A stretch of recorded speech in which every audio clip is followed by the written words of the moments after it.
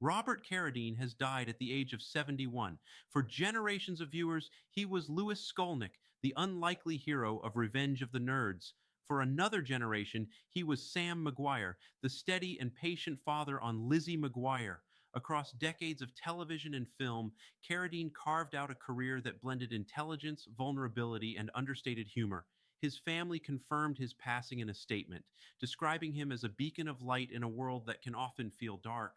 They also acknowledged his nearly 2 decade battle with bipolar disorder, expressing hope that his journey might help reduce stigma around mental illness. To understand Carradine's place in Hollywood history, it helps to begin with the family name itself. The Carradine family is one of the most recognizable acting dynasties in American entertainment. His father, John Carradine, was a prolific character actor. His brothers, including Keith Carradine, built careers in film, television, and theater. Acting was not just a profession in the Carradine household, it was heritage.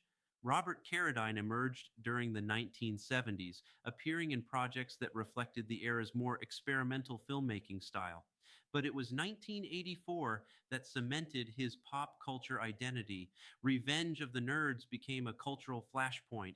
At the time, it was a comedy built around outsider triumph. Carradine's portrayal of Lewis Skolnick made the character more than a stereotype. He played him with sincerity, intelligence, and quiet confidence. The film's success led to sequels, and the character became synonymous with Carradine himself. In many ways, he embodied the idea that intellect and individuality could prevail in a world that often celebrates conformity. Years later, a new generation met him in a different role. On Lizzie McGuire, he played Sam McGuire, father to Hilary Duff's title character. The role was steady, warm, and grounded. It showcased a different side of his range. For younger audiences, he was not a cult comedy figure, he was a comforting parental presence. Carradine's career extended far beyond those two roles. He worked consistently across television and film, appearing in dramas, comedies, and independent projects. He was not a headline seeking celebrity. He was a working actor, and in Hollywood, that distinction matters. Longevity often depends on adaptability, humility, and craft. The family's statement brought attention to his struggle with bipolar disorder, something rarely discussed openly in previous decades. Mental health conversations in Hollywood have evolved significantly over time. By acknowledging his battle publicly, his family added a layer of meaning to his legacy. They framed his life not only in terms of artistic achievement, but also in terms of resilience. The phrase they used, a beacon of light, speaks to how those closest to him experienced his presence. It suggests warmth, steadiness, and a guiding force within the family structure. His brother Keith Carradine described him as the bedrock of the family, reinforcing that sense of quiet strength. When an actor passes away, audiences often revisit the performances that defined them. In Carradine's case, those performances span cultural eras. The 1980s comedy landscape was bold and often controversial.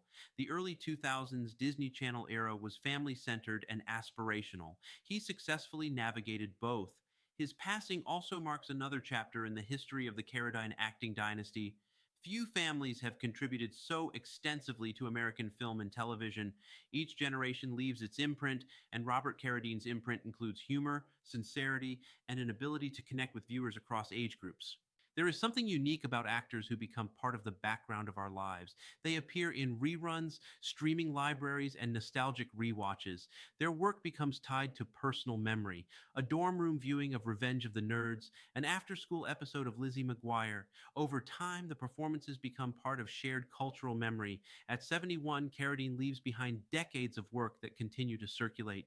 In the streaming era, no performance truly disappears. His characters will remain accessible, reintroduced to new viewers who may not initially know the actor behind them. His family has asked for privacy as they grieve.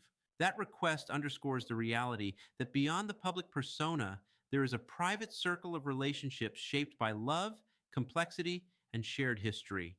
As tributes emerge from colleagues and fans, the focus will likely center on both his humor and his steadiness. He was not known for scandal, he was known for craft.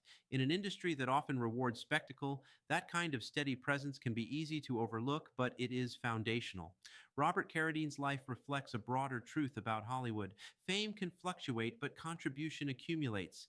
Decades of work across formats and generations build a legacy that is not confined to a single era. He leaves behind family, colleagues, and audiences who grew up with his performances. and through the roles he inhabited, his presence will continue in living rooms and screens for years to come. Robert Carradine was 71 years old.